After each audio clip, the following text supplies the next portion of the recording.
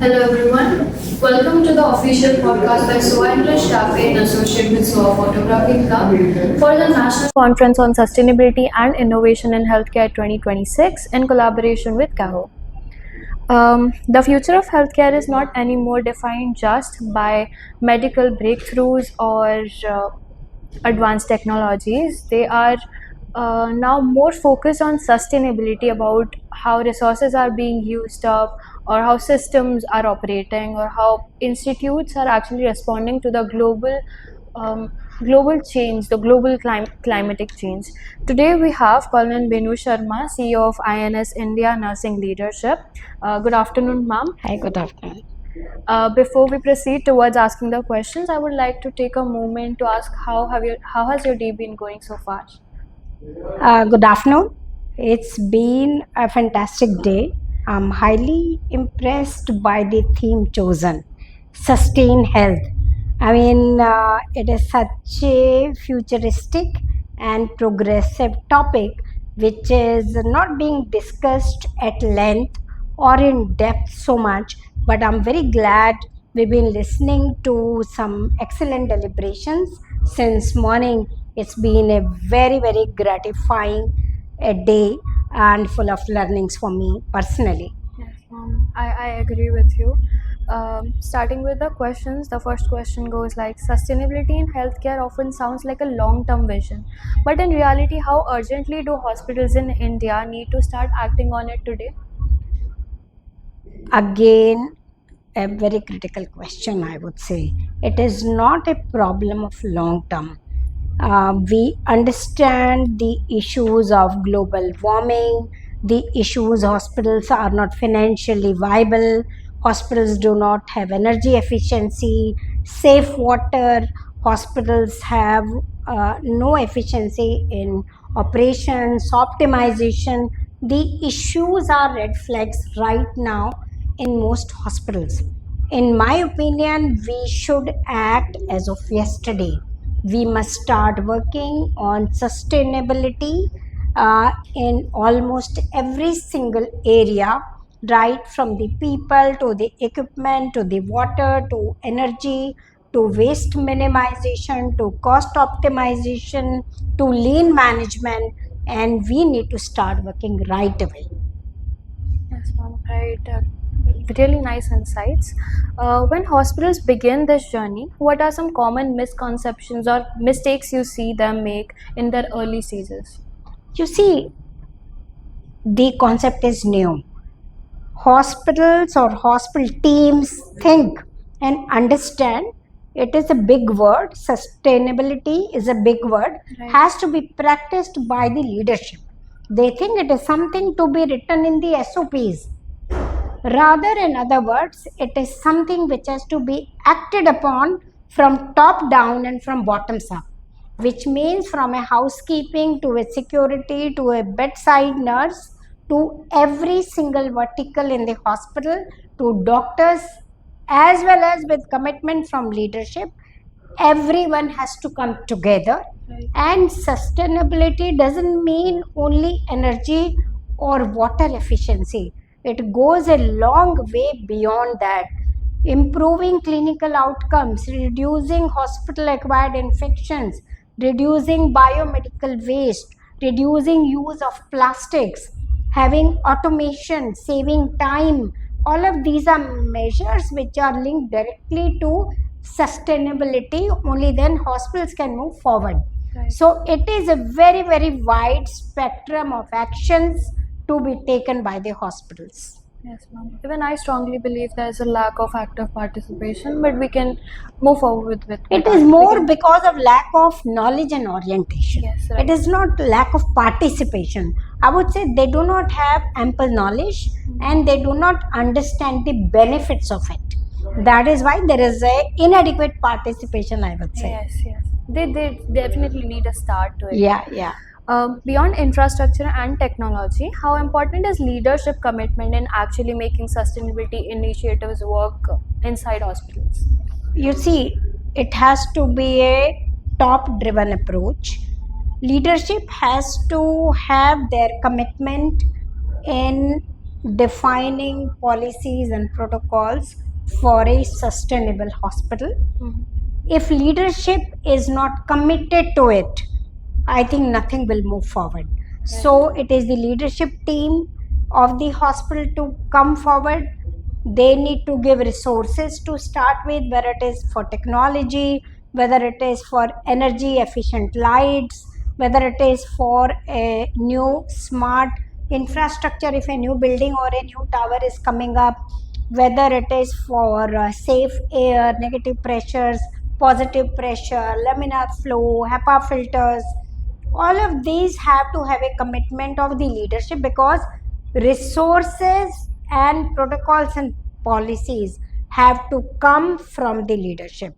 Once that is done, then various teams and committees can be defined, which can take on different verticals. Somebody tackles energy efficiency, somebody looks at water, somebody looks at building management systems, somebody looks at operational workflows, somebody looks at good inventory management, somebody looks at reducing wastages in the different departments. So leadership has to come first, define the policies and protocols, provide the resources, monitor it regularly for improvement.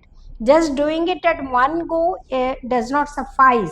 It has to be sustained month on month, year on year, even after you have achieved a certain defined benchmark. Right. Very remarkable answer, ma'am. Next question is, like, many hospitals collect large amounts of operational data today. Like, can data and analytics play a role in helping hospitals become more sustainable? You see, there is enormous amount of data in a hospital. Right. There is data from various processes, workflows, there is data from the disease management, there is financial data, there is diagnostics data, there is humongous data. In many of our hospitals in the country, the data is manual data. It is not automated. So collection of data is a laborious process, and to analyze that and to collate that is very, very difficult and not a humanly possible task. So automation technology can play a great role here, where data can be collated, collected, and can be analyzed through automation and technology. Once that is done, then the trends from the data, various challenges, red flags, improvement trends, all that can come from data, and this data can play a very, very important role. I'll give an example here. For example, in the hospital, we use ventilators for critical patients in the ICUs. The hospital may be having 10, 12 years old ventilators which are not energy efficient, or which do not go through proper maintenance and calibrations from time to time.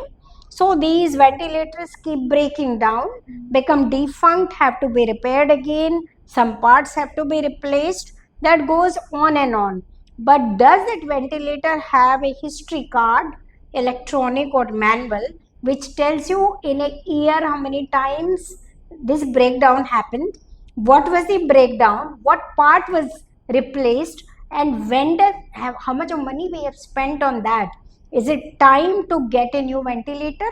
So this is just a very small example. Like this, there are hundreds of examples in a hospital where data can play a very important and crucial role, which can add to efficiency, cost saving, enhance sustainability in the long run. Yes, ma'am. Right. I agree with you. Ma'am, from a policy and industry perspective, what kind of support or incentives can encourage more hospitals to actively invest in sustainability? See, first of all, the policy maker should ensure hospitals get a support in terms of knowledge and orientation on green initiatives. Number one. Number two, hospitals should also have access from public authorities on what they can acquire, how to take those baby steps to start, whether it is for ventilation in the hospital, cooling systems, water treatment plant. And in my opinion, hospitals should also get some subsidy to Right. take the green initiatives. Yes, Otherwise, hospitals do not feel motivated.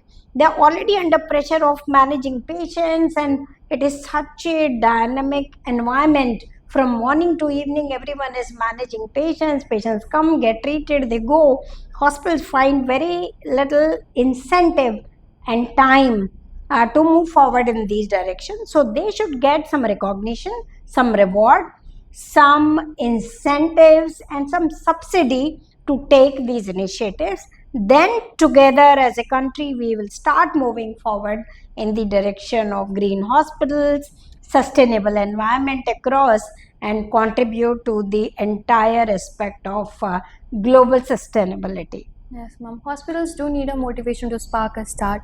Yeah. Lastly, if we look 10 years ahead, how different do you think the idea of a sustainable hospital will look compared to what we see today? So, if I look 10 years back, we didn't hear about sustainability at all.